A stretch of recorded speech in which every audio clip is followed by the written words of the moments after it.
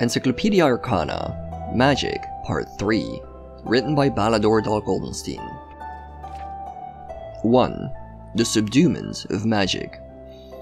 Considering how devastating the consequences of untreated arcane fever are, no sane mages would remain if there were no means to combat it.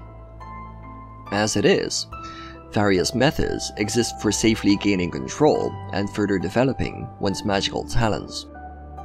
Although the approaches may differ in nature and execution, the goal is the same: to only glance at the sea of eventualities when desired.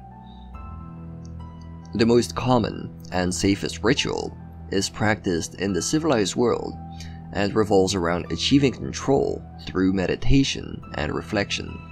Here in Enderal, this ritual is known as the Journey to Water, and everyone who finds themselves with awakened magical talents is required to successfully complete it at a holy order, regardless of status and means.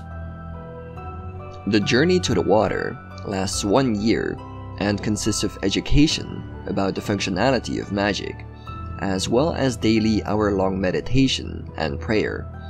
In addition, periods of abstinence are required to improve both the physical and metaphysical awareness.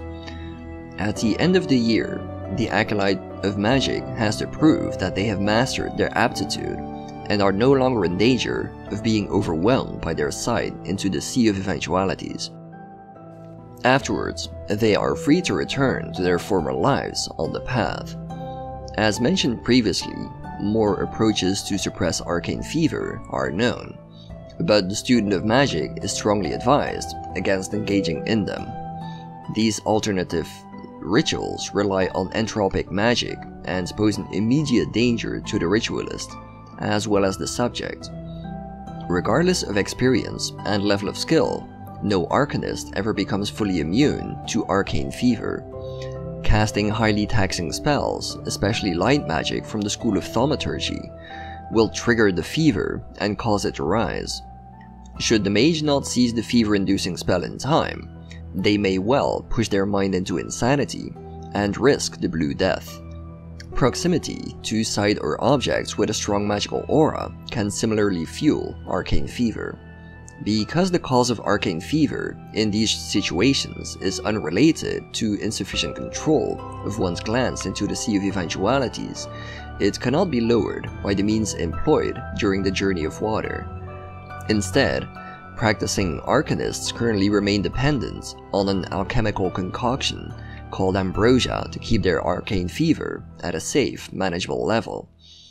Any students intending to try their hand at spells requiring intense concentration or wishing to travel to more remote areas would be wise to keep a few of these potions in reserve. 2. Developments.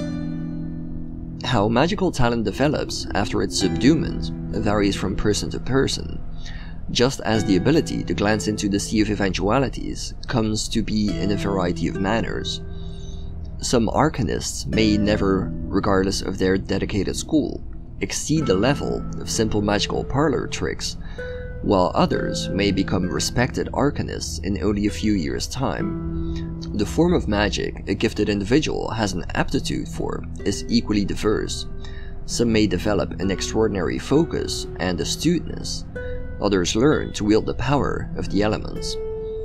Becoming a successful arcanist requires dedicated meditation, virtue, and an aspect often neglected: knowledge of oneself.